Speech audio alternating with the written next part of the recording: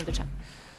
All right, welcome back, everyone. In the interest of keeping us on schedule, I get the privilege of moderating our final panel for the afternoon, and of also, the old joke of not wanting to be between you and food or you and the exit.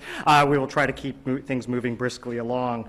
Now, I've been told by both our speakers that there is a bit of a misnomer in the title of the panel in terms of can government compel speech by designating it as its own, but we will let both of them describe their specific arguments themselves.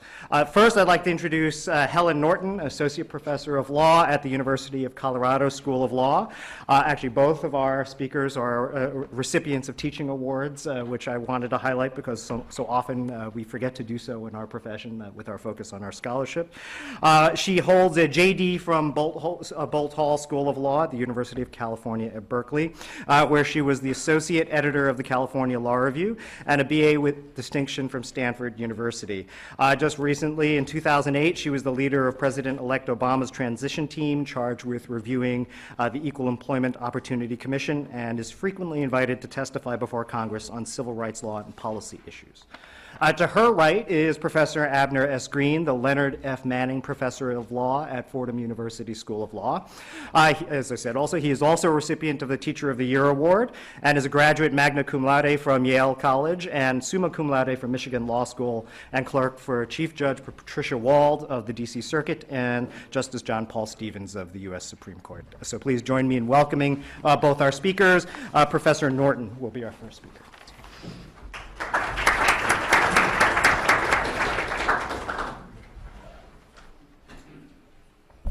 Good afternoon.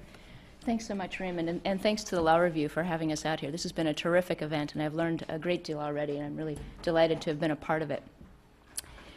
Given that I'm one of the last two speakers of the day, I'm going to take advantage of your fatigue and try to pull one over on you. I'm going to start with a few minutes that directly address the subject of the panel, can government compel speech by designating as its own? But then I'm going to spend the remainder of my time by talking about a different topic, although happily it is a topic that's related to government speech. All right. So first, a few minutes more directly addressing the topic of this panel.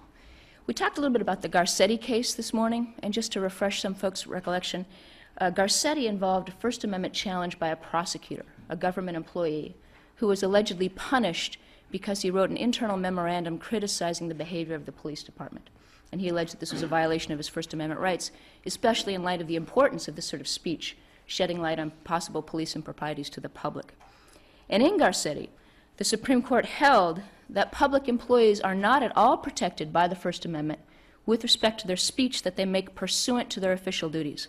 In other words, if their jobs require them to express themselves in some ways, that speech is the government's, for which the government has paid with a salary, and it's the government's, entirely the government's to control. So that speech can be punished, according to Garcetti, without free from First Amendment scrutiny. Now, I've written about this at length in an article that the Law Review editors were kind enough to include in your materials, so if you're all more interested in this in particular, I invite you to read it, or if you need help getting to sleep, I invite you to read it. But my parents tell me it's riveting, so, and they're very honest people. Under Garcetti, the outcome in many cases involving public employees who are fired or otherwise punished for their on-the-job speech now turns not at all on whether the public is interested in the information they have to offer, nor any real or imagined injury to the government's work as an employer. Instead, after Garcetti, the outcome largely turns on whether or not the contested speech fell within the plaintiff's job duties. If it did, it is unprotected. So Garcetti permits the employer, the government employer, to claim the on-duty speech of its employees as its own.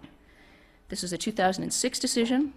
Now, 4 years later, we have many dozens and approaching hundreds of examples of cases in which lower courts routinely apply Garcetti to dispose of government workers' First Amendment claims at great cost to the public's interest in government transparency.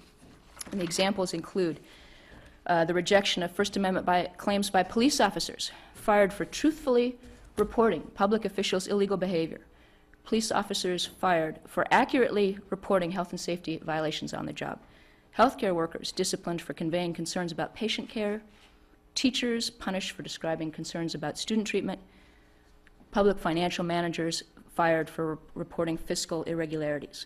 And after Garcetti, All of this speech is unprotected by the First Amendment because it was pursuant to these public employees' job duties, and their First Amendment claim fails. Now, I certainly agree that government speech is valuable, enormously valuable.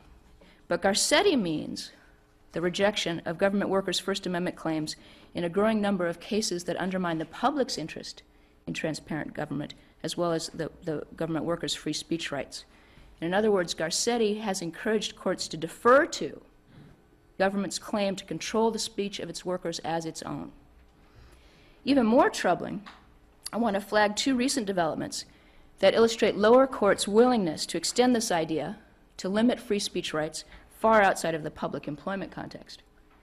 And just as we saw in Garcetti, in both of these cases, courts were very quick to define the government's speech interests very broadly, and these courts were quicker still to perceive individual speech as threatening the government's own expressive interests. First, the Fifth Circuit recently invoked government speech concerns to justify the regulation of student speech by a public school. In this case, the Fifth Circuit rejected a public high school's student's First Amendment challenge. The student had been dismissed from the cheerleading squad when she failed to cheer for a basketball player that she alleged had sexually assaulted her. When this player was at the free throw line, she did not cheer, she folded her arms, and she remained silent, and she was dismissed from the cheerleading squad. At the time of this incident, a grand jury had refused to indict the player. He was later indicted on a felony charge of sexual assault, and he ultimately pled guilty to a misdemeanor charge.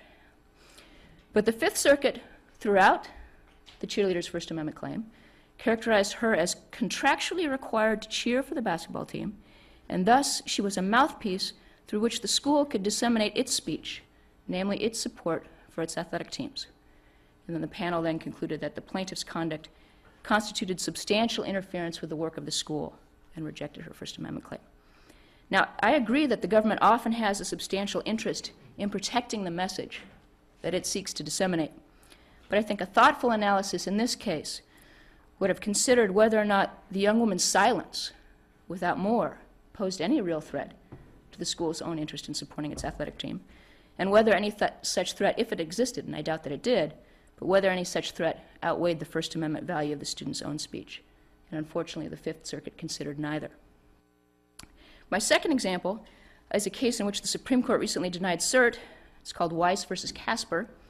And this is a case in which the lower court invoked government speech concerns to justify the exclusion of non-disruptive private citizens from an official government function based purely on their viewpoint.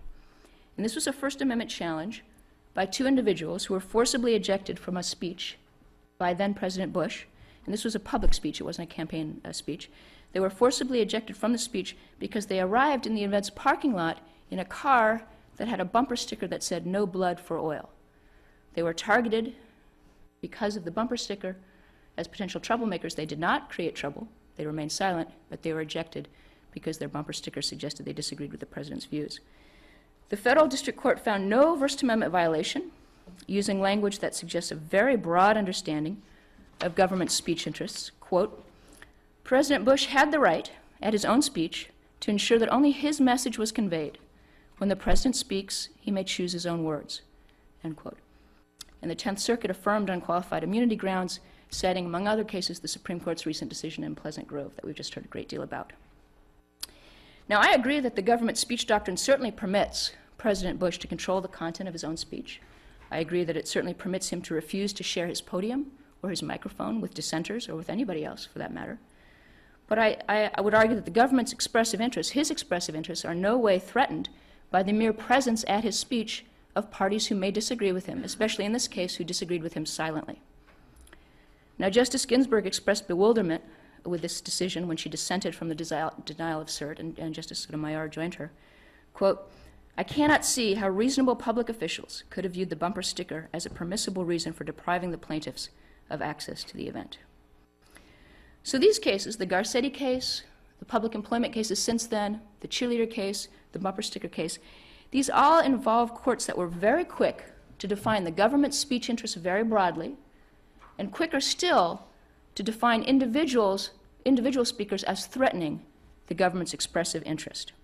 Professor Schauer, in his remarks, talked about my interest in balancing. And sometimes I like balancing, and sometimes I don't. So how's that for balancing for you?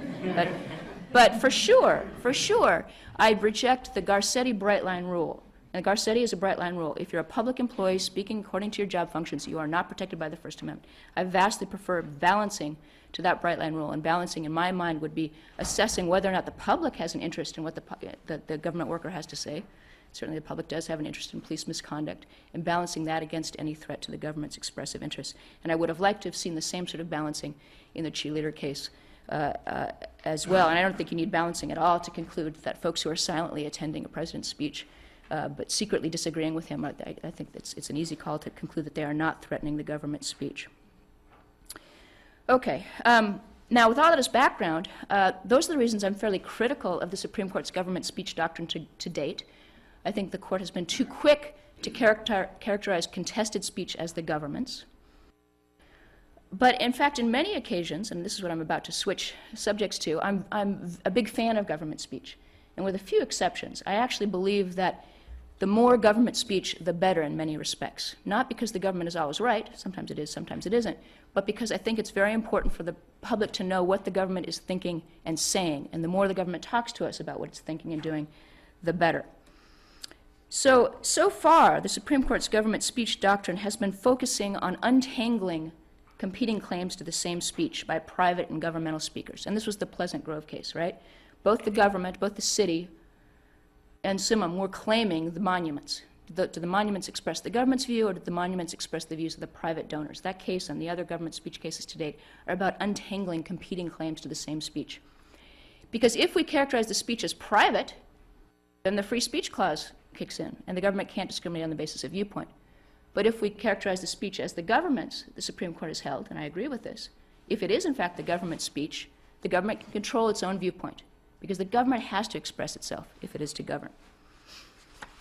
But assuming, if we put those sorts of controversies aside, if we assume that the government's claim to certain speech as its own is uncontested, and that the expression thus constitutes government speech, I am now interested in what I anticipate may be the next generation of government speech challenges. I'm interested in examining whether the Constitution limits the government's ability to address certain topics, certain subject matters. Now, as we just heard, certainly the Establishment Clause offers one independent check on the subject matter of government speech, although, as we've also heard, the scope of that check remains contested. And in other projects, I'm looking at other possible subject matter checks on government speech. For example, I'm exploring the possibility of constitutional constraints on government's deceptive, deliberately misleading, false speech. And in another project, looking at whether or not government's racist speech, that is pure speech without any operative content, is constrained by the Constitution. The examples I have in mind is the fact that for many years, southern states refused to excise their anti-miscegenation statutes from their codes, even though it was perfectly clear those statutes were unenforceable. They had no operative content under the Equal Protection Clause, but it was their refusal to remove them from the code books, an act of government expression that violated the Equal Protection or some other constitutional clause. So those are other parts of this ongoing project. Today I want to focus on another possible content-based limitation on government speech, and here it's on what I call government's campaign speech. When, if ever, does the Constitution constrain government's advocacy on contested policy matters that are subject to vote? Now, with respect to private individuals, private corporations' campaign speech, many policymakers and commentators have suggested that such speech may be sufficiently unique to justify special or different First Amendment rules. And Professor Schauer, for example, has used the term electoral exceptionalism to refer to this notion that maybe election speech is different or should be different for First Amendment purposes. And here I'm interested in exploring when, if ever, government's campaign speech is sufficiently different or unique to justify a departure from the general rule that government's own expression is insulated from free speech clause review. And here, for the purposes of this talk, I'm defining government's campaign speech for these purposes as government speech that expresses a position on contested issues subject to vote by members of the public through initiatives or referenda, or by their elected representatives. And I'm putting aside for today the notion of government speech on candidate campaigns, in part because there are plenty of statutes that prohibit that already, at least the use of official government resources for that, and because I do agree that that's different and more troubling. So I'm just focusing on issue campaigns here. And examples I'm thinking of include government agencies' reports and analyses that are critical or supportive of pending ballot or legislative measures, as well as government-related flyers, pamphlets, newsletter articles, website postings, press releases, and the like, all statements or forms of expression that communicate the government's view of a pending ballot or legislative measure to the public. And I'll give you some more specific examples in a minute. Now, first, I plan to briefly offer you some specific examples of government's campaign speech that some folks have found objectionable and why. And then second, I want to very briefly respond to those concerns. And to preview my conclusion, I argue that transparently governmental campaign speech, meaning we know it comes from the government, we're not confused about its source. Transparently governmental campaign speech does not pose any greater threat to constitutional values than private parties' campaign speech. And in fact, transparently governmental campaign speech is often of enormous value to the public, especially but not only as a counter to less accountable and often less transparent, powerful private speech. So first, some examples of controversies over what I'm calling government's campaign speech. And for many years, both state and federal courts routinely upheld plaintiffs' challenges to government's political participation in these contests. And these courts, interestingly, did not identify a consistent legal source for their discomfort, although they were clearly uncomfortable. Many grounded their resistance to government's campaign speech in state and local government law that limited the powers of certain state and local agencies, but others pointed to the free speech clause, some to the guarantee clause, and others to unidentified and maybe structural constitutional sources. So here's some examples that might be helpful. Among the earliest and subsequently most influential opinions in this area was one by Justice-to-be William Brennan when he was still serving on the New Jersey Supreme Court. And there the defendant's school board had appropriated a few $100s in public funds for a booklet that urged voters to support a bond initiative that would have financed the expansion of the school buildings. And the booklet argued, in the board's opinion, that the expansion was necessary to ensure adequate facilities for the town's children. And opponents of the initiative challenged this expenditure. In language that proved persuasive to many later courts, Brennan characterized government speech that took a position on contested ballot issues as fundamentally unfair to those with different views. He called it an affront to simple justice and fairness. Certainly many other courts felt the same way. Here's an example from a Florida court. Quote, "The appropriate function of government in connection with an issue placed before the electorate is to enlighten, not to proselytize."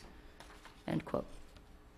Now, many of these challenges did involve government speech on pending ballot measures, and most of those ballot measures involved the financing of public schools, public parks, other government programs. But also these arose in other situations as well, and one of the most controversial had to do with a series of challenges to government agencies' expressive support for ratification of the Equal Rights Amendment when that was still pending. A New York state court, for example, enjoined the state human rights agency from advocating in support of the ERA because it argued, the state court argued, that only totalitarian governments take sides on contested issues. Now note that many of these courts focused specifically on government agencies that spent money to disseminate their views. For example, in New Jersey, $318 on the booklet.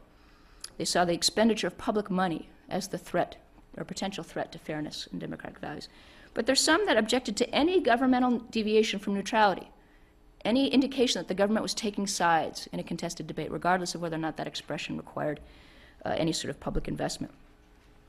Now, to be sure, there are folks and courts that felt very differently, considerably more comfortable with government's campaign speech.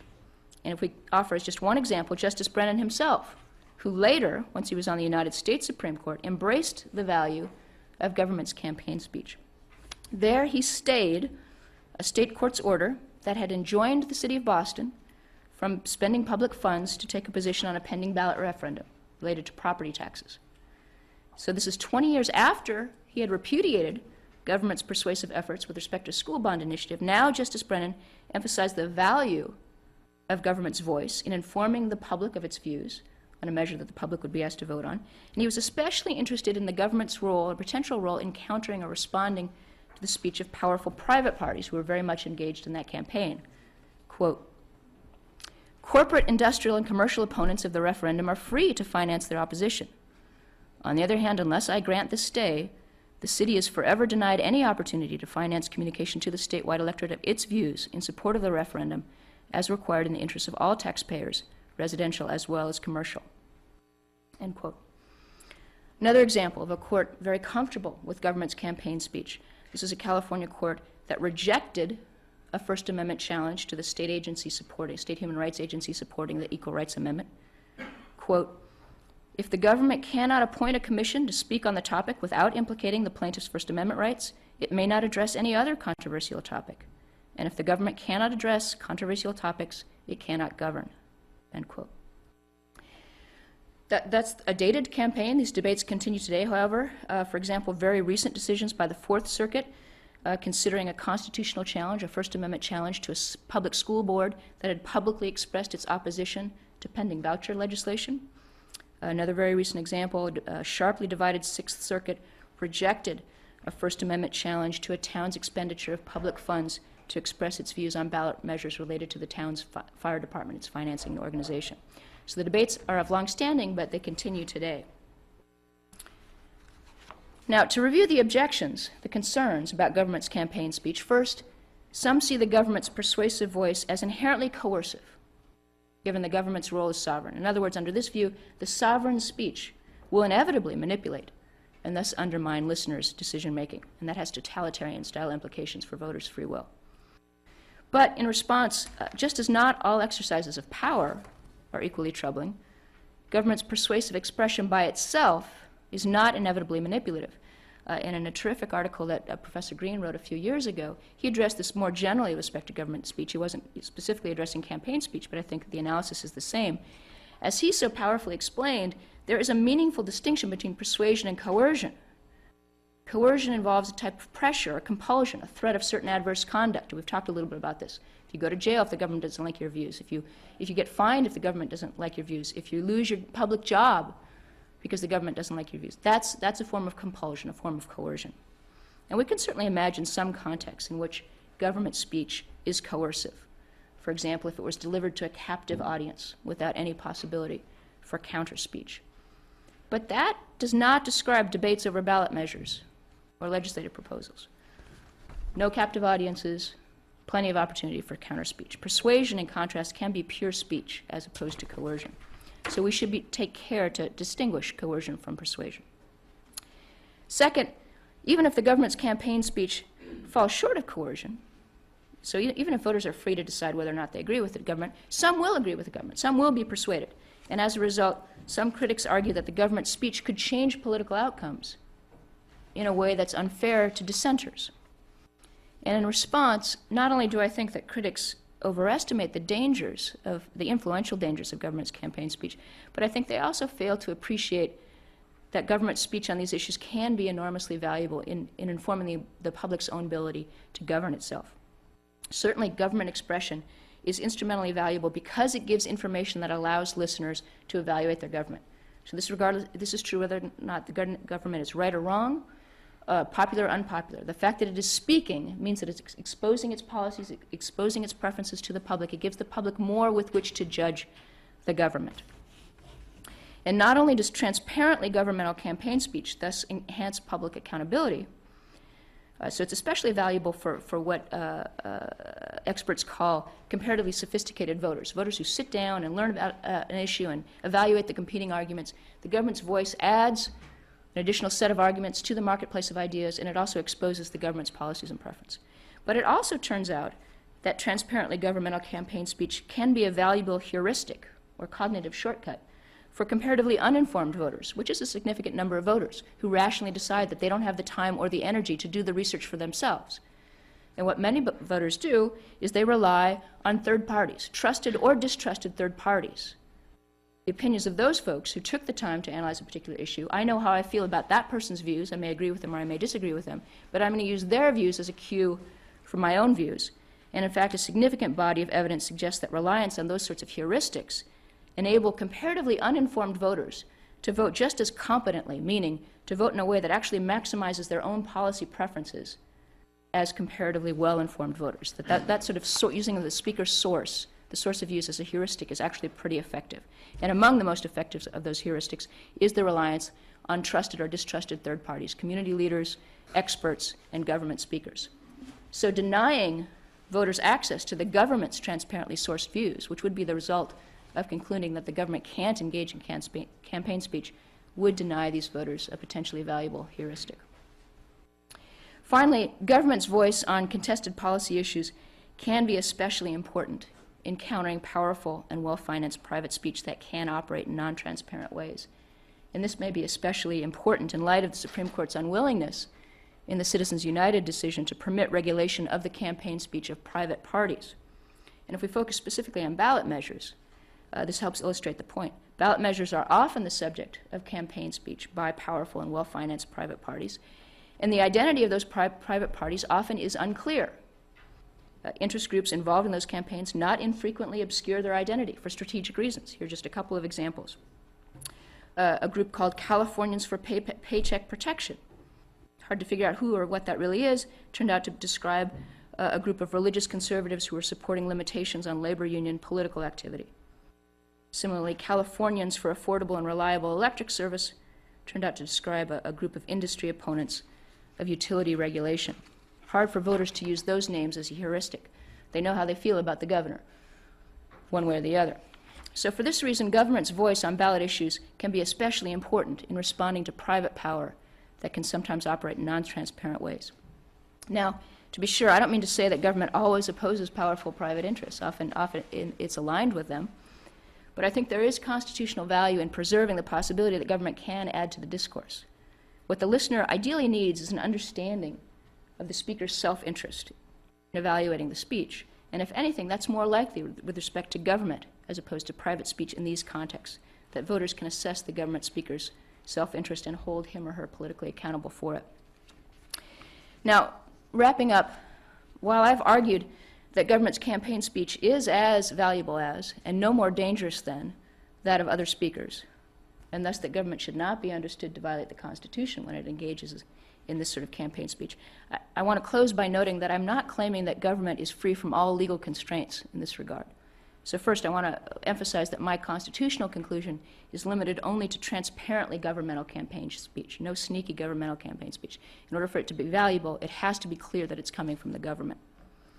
Second, too, I want to emphasize that I've expressly defined campaign speech for these purposes as speech that advocates a position on a contested measure to be decided by the voters themselves or by a legislative body. And I agree that government's use of public funds or facilities to endorse or oppose specific candidates raises different, and in my mind, greater constitutional concerns. And then finally, I'm not claiming that the government has a First Amendment right to engage in this speech. I'm saying it has a power. It doesn't violate the First Amendment when it engages in speech, but I'm not saying it's a First Amendment rights holder. The fact that the government is not a First Amendment rights holder leaves open the possibility that legislatures could constrain the government speech through statute. For example, a legislature could prohibit entirely or maybe cap expenditures by a government speaker for or against a ballot measure. And in fact, a number of states do just that. I agree that that's constitutionally permitted. I would suggest that that may or may not be wise public policy, depending on the particular government speaker, because, as I've argued, I think that this speech actually is of enormous value to voters. Thanks for your time and your patience.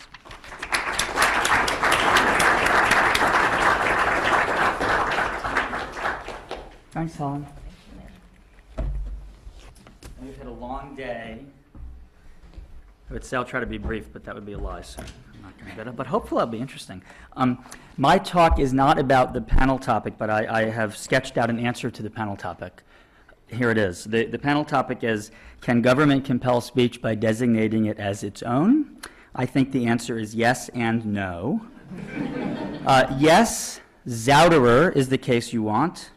If we're talking about a health or science claim, the government can, I think it's perfectly constitutional for the FDA to require food manufacturers to put the nutrition facts that we all love on product. That is government-compelled speech by designating it as its own. And cigarette warning labels, I believe, is an example of yes, government can compel speech by designating it as its own. With regard to no, that would be Woolley versus Maynard, the live free or die license plate, which everyone in New Hampshire is required to have. I would say, I would define the category in this way: any contested moral or policy issue, the government may not compel people to say or carry by designating it as its own. Current examples would be, I think it's some of you may know, South Dakota, Nebraska case where the state required doctors to tell pregnant women that who are considering abortions that their fetuses are separate human beings. That's been upheld. I'm behind on this stuff. I think that's wrong, that's unconstitutional, that is, and also if the government were to adopt a pro-life or pro-choice license plate as its own state license plate and give you no alternative, that would violate Willie. So the answer to the question is yes and no, depending on whether we're talking about Zouderer or Willie. Now, my paper, which is on government speech and other things, although it is not on the paper, on the panel topic, is called Speech Platforms. The state plays different roles, and free speech doctrine should and sometimes does respect those roles. We properly insist, with some categorical exceptions, that the state not regulate private speech based on subject matter or point of view. If private speakers want to praise the Nazis or condemn homosexuality, the state has no place stopping them, even if firmly convinced these ideas are wrong. Why we have such firm protection for speech we abhor is a matter of much debate. To some extent, it's because we don't trust the state to make content-based judgments consistently as a matter of principle. We fear that too often it will be merely playing favorites, helping friends, and harming enemies. One thing we know is that the state holds a monopoly over legitimate coercive force, and that when it jails or fines, it possesses the ability to squelch speech and not merely channel it to another outlet. We have similarly strict rules against the states drawing content-based lines in public places where people have traditionally gathered. We may build streets primarily for ease of movement and parks primarily for recreation, but citizens also use both to meet and discuss matters of the day, face ideas with which they may not be familiar and sometimes find quite odd. We can always walk by or away from such speech, so we are never captive in these settings. Even if streets and parks are technically owned by the state and not by private capital, they are held as a kind of public trust. We have made a collective decision, perhaps in part to ensure that not only the wealthy can ensure adequate avenues for their ideas, to reserve some property as space where speech may not be regulated based on content. On the other end of the spectrum, the state sometimes speaks itself. Some examples of this are obvious, and it is just as obvious that free speech doctrine is out of place here. So when the president advances his agenda or critiques his opponents, he may make whatever content-based judgments he likes. Similarly, when the FDA announces warnings regarding a food or drug, it can say what it believes to be true without giving equal time for the opposing point of view. The state, through these actors, may be advancing content-based contested positions in even points of view, but we know there are ample opportunities and other fora for disagreement to be stated. Neither a regulatory monopoly nor state control over property held in trust for public gathering is involved here. But the state speaks for itself in more disguised ways, and we generally are fine with it making content-based judgments there as well. Often this involves conditional funding, and the conditions often turn on speech content.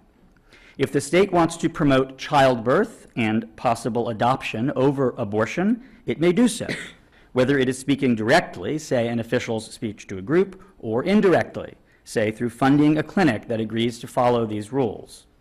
Perhaps we should require that the state's role in such selective funding be transparent at every level, most importantly, in this example, to the women receiving the health services. But such selective funding neither coerces private choice nor dominates the market for the relevant speech. I'm assuming in this example that abortion-related information is otherwise available to the women who seek clinic help. In addition to improving accountability, the transparency concern helps ensure that women seeking clinic help appreciate that they may not be getting standard, purely professional medical advice, but rather are getting the state's version. This will make it easier for them to appreciate there may be other sources to which they must turn for other points of view. Or consider if the state wants to fund the arts. It might not want to hold a lottery, but rather fund art it considers worthy of being backed by taxpayer money. This sort of judgment will inevitably involve attention to content. Perhaps the taxpayers want to fund only paintings of dogs or sunsets. Or perhaps they don't want to fund art they find disgusting. Determining what counts as disgusting will involve attention to content. But we're talking about taxpayer dollars only. Painters will still be able to produce, display, and sell disgusting art. In these ways, we permit a great deal of content-based selectivity when the state acts via direct speech or conditional spending rather than through regulating.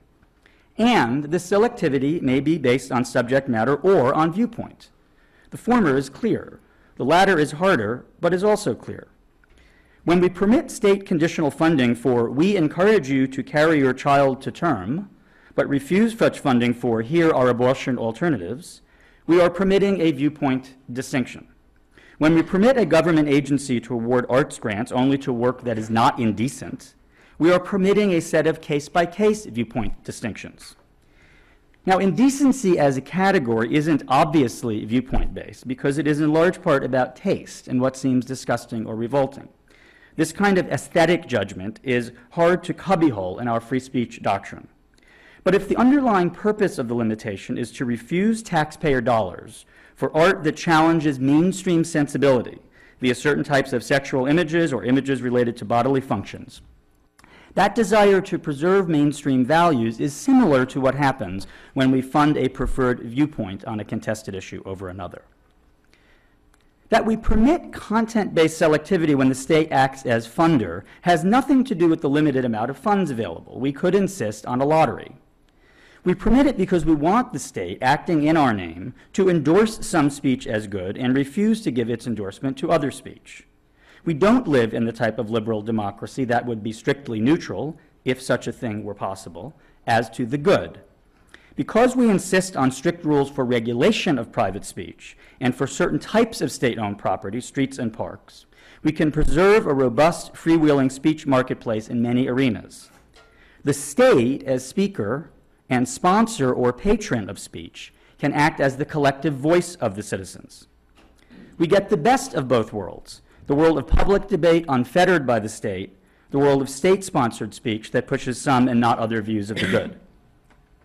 That the state may be selectively advancing a contested view of the good does not entail that it is adopting the speech as its own, nor that it is correct to attribute the speech to the state. Artists who receive NEA grants are not necessarily advancing the view of the U.S. government. All we know is they are speaking within the range of acceptable taxpayer-funded ideas. And what about privately donated monuments to a municipality that a municipality chooses to erect in a city park? It's one thing to say when a private homeowner erects a monument on her lawn, she expects viewers to attribute the speech to her, and they are likely to do so. This isn't true for monuments on city-owned property, I should say, isn't necessarily true. It all depends on local understandings, perhaps developed over time. Maybe the town park used to be a graveyard for a rich family, and their old tombstones are still up. Maybe the town park has a history of rotating monuments placed via lottery. Maybe it has a limited number of monuments, which have gone up in fits and starts over the years. But even in the latter case, it seems unlikely that the average passerby, with or without knowledge of local history, will attribute the content of the monument or its private sponsor to the city. Here's a better way to look at it. The city wants to provide a platform for some ideas and not others. It's not regulating, and it's not setting rules for transient speech in the park. It wants to be able to erect a Rotary Club monument and not erect a Nazi skinhead club monument.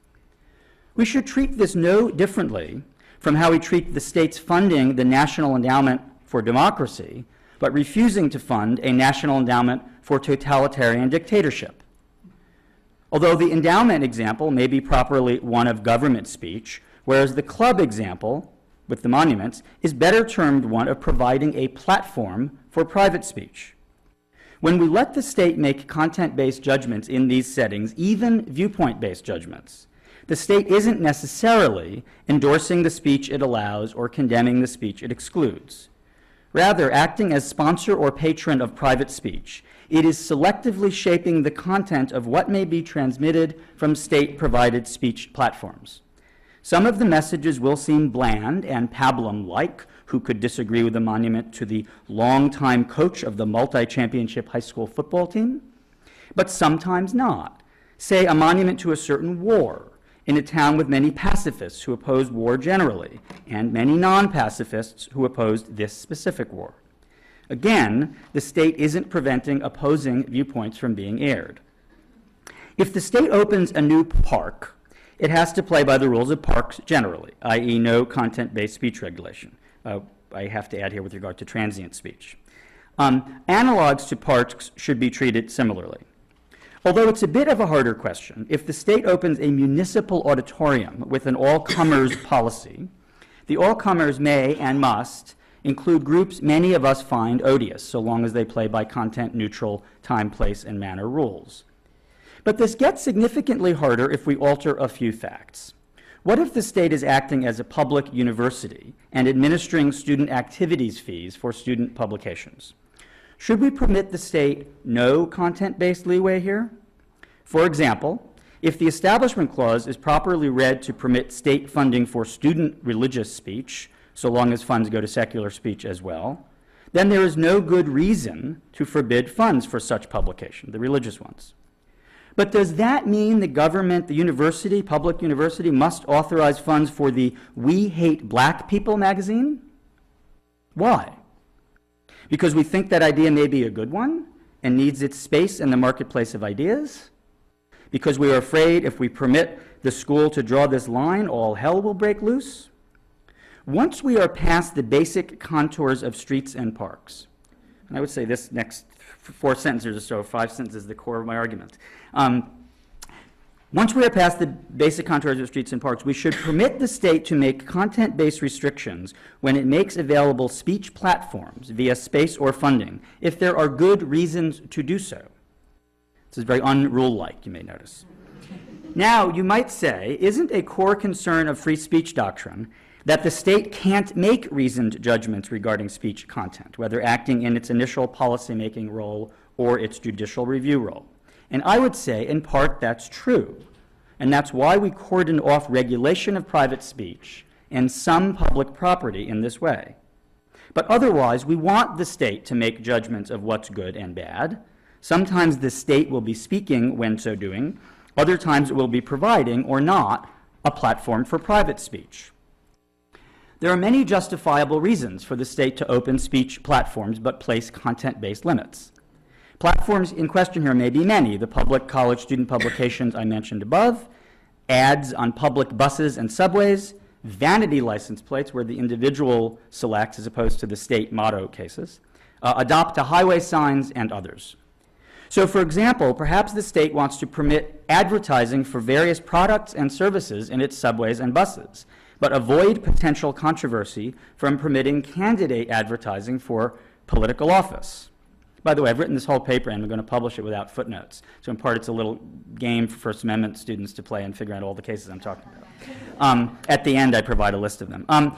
True political speech, an article without footnotes. True political speech generally is more highly valued than other speech. But here we'd be permitting all the private political speech and streets, parks political speech that the candidates can muster. What we'd be saying is that it's a legitimate concern, not an overwhelming one, but a legitimate concern, that the average bus rider might mistakenly think the state is endorsing a candidate whose sign is up when another's isn't. Or that it's a legitimate concern that better funded candidates will find a kind of captive audience, especially among those citizens who for various reasons have to take public transportation. How about a state-run candidates forum, limited to candidates who are currently polling above a certain percent? If the justification is that debates work better without a zillion candidates on stage and isn't simply a clever way for those in power to favor their friends, then we should permit the limitation. The state should also have the power to refuse to open platforms to speech that offends core, commonly held values based on our commitment to equal protection of the laws. Examples here could include no vanity license plates that disparage persons on the basis of race and other protected characteristics. No funding for student groups that do the same. Refusal to allow the KKK to adopt a section of the highway and say so on the highway sign. Although the state has an interest in avoiding having speech misattributed to it, the concern is not, or not primarily, about misattribution. In most of these situations, especially if the state has treated the platform as open to all comers, most people would understand that the state is not endorsing any particular message. Rather, the state's primary concern in any of these settings, I claim, is to set up speech platforms without providing the opportunity for some persons or groups to cause message-based harm to other persons or groups based on race, ethnicity, national origin, religion, gender, sexual orientation, or other characteristics on the basis of which we think it proper to offer people protection. That there are good reasons to provide platforms for hate speech, Whether the speech itself reads as hateful or whether the group itself is understood as adopting principles of hate or disparagement is indisputable. Core free speech doctrine nonetheless protects hate speech, in part to ensure an open marketplace for the exchange of ideas. This may provide a peaceful outlet for odious ideas and may allow those ideas to be proven false. There are also arguments based in democratic theory or individual autonomy. But we can protect those underlying free speech values by permitting hateful, disparaging speech by private actors on their own turf and nickel, and by offering them as well the turf of streets and parks as common meeting grounds. Having done so, we can cordon off other state-provided speech platforms from such speech as an extension of the idea that the government may be content selective in its own speech. The state's judgment to refuse platform to speech it deems offensive to core values of equality requires it to draw some tricky lines based on the viewpoint of the message or the group. For example, the state might prevent a subway ad that says Jews are horrible people, but permit one that preaches tolerance for all religions. These are clearly viewpoint-based judgments that we refuse the state when regulating private speech or when administering streets and parks. In part, we do so because we don't want the state skewing the discourse, in part because we don't think the state can draw clear lines here or can draw them without playing favorites in a way that serves no valid public purpose. My proposal is that we should run these risks for state-created speech platforms in a way we refuse to run them when the state regulates private speech or administers streets and parks. The values the state is protecting are significant ones and ought to have an arena of private speech in which they prevail. The same argument should hold for sexual or vulgar speech. Here, the viewpoint discrimination concern is less because it's less clear that refusing to permit a "fuck you" vanity license plate or a porn club at the local high school is a viewpoint-based judgment.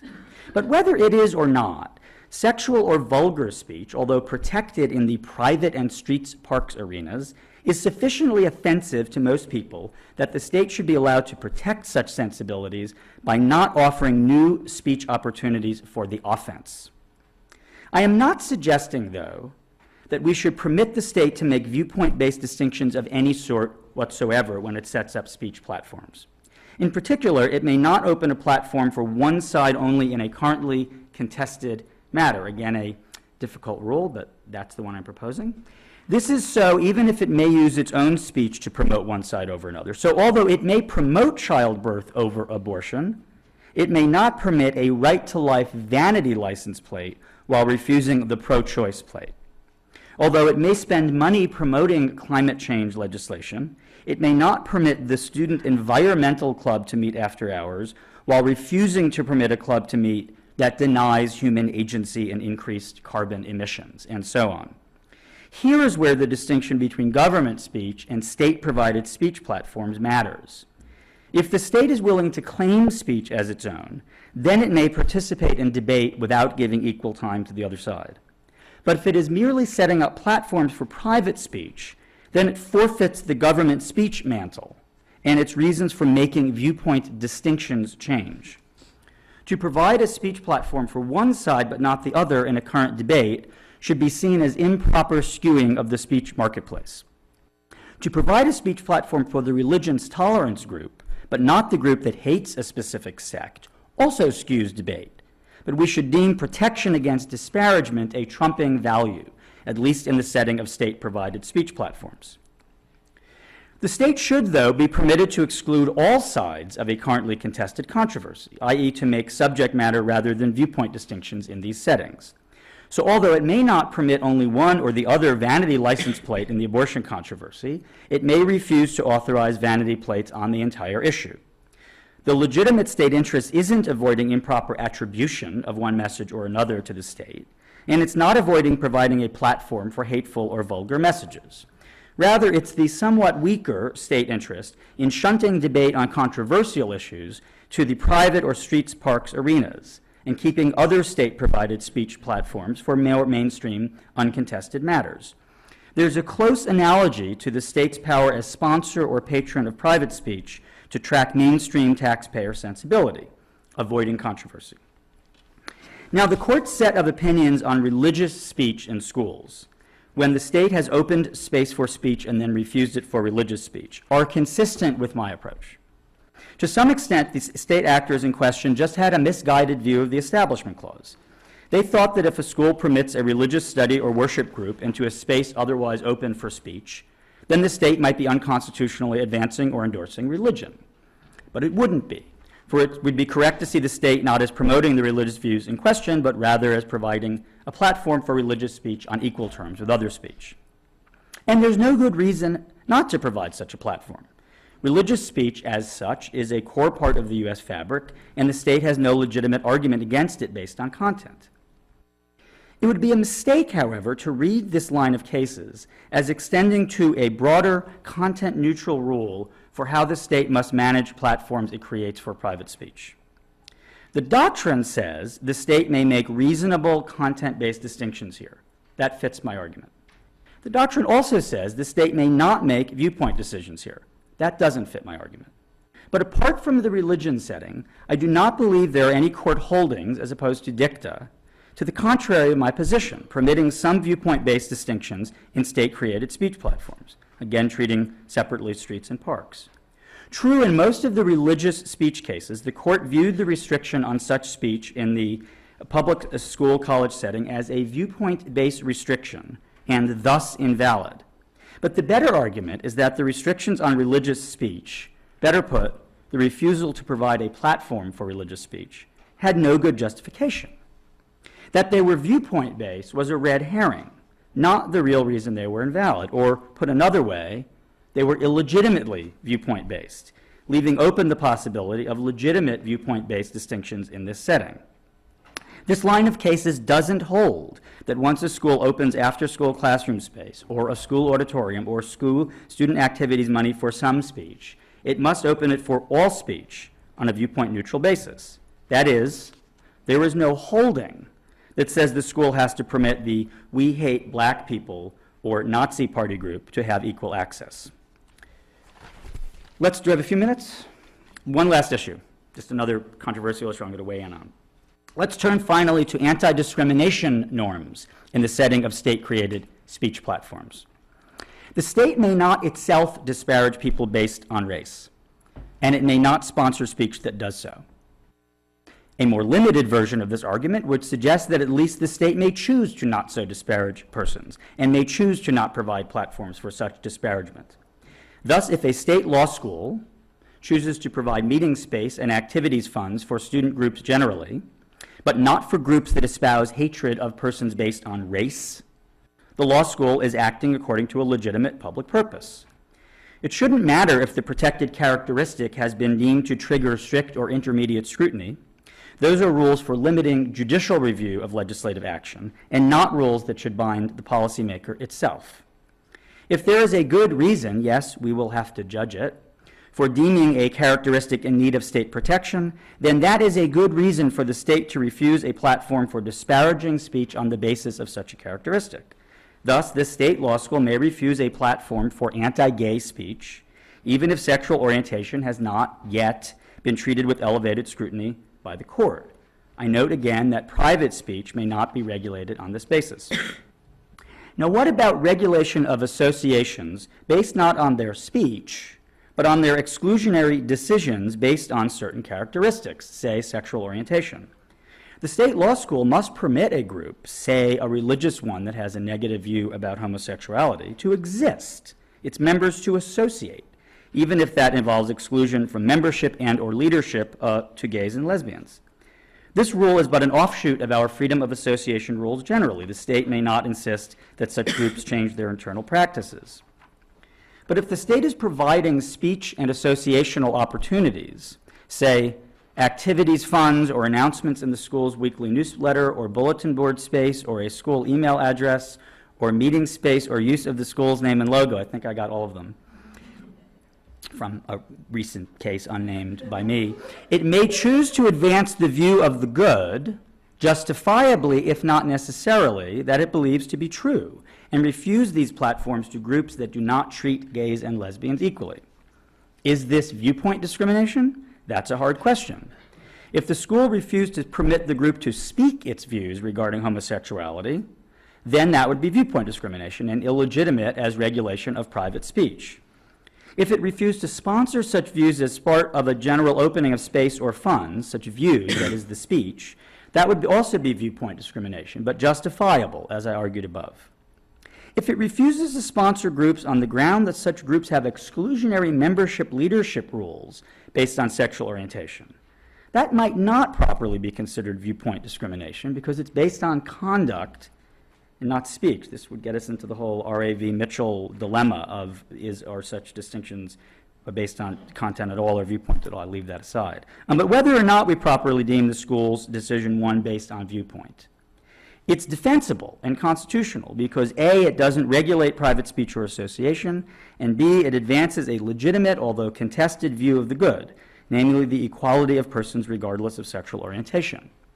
Other public law schools might take a different view, permitting space and funds for groups, religious or otherwise, that don't support the equality of gays and lesbians. Unless we consider the equal protection argument to be of the strong version, forbidding the state from sponsoring such groups, we should deem the matter optional for each school to make its own determination about the view of the good it wishes to advance. Now a conclusion. Here's what I've argued. The state acts in many different ways. Sometimes it seeks to create platforms for private speech.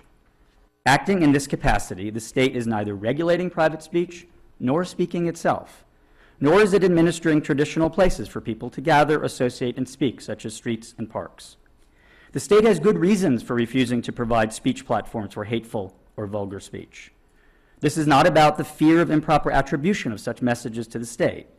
Rather, the state's interests are protecting persons from the sting of hateful speech based on characteristics we consider morally and politically irrelevant, such as race, and to a lesser extent in protecting persons from the sting of vulgar or sexually indecent speech. These are values we forbid the state from advancing via regulation of private speech. But just as the state may advance these values through its own speech, so may it advance them via selective exclusion from state-created speech platforms. The risk of favoritism and unprincipled line drawing, a key reason to insist on strong free speech protection when the state is regulating or administering streets and parks, should take a backseat to the protection of core commonly held values when the state is setting up and administering new opportunities for private speech. Thank you.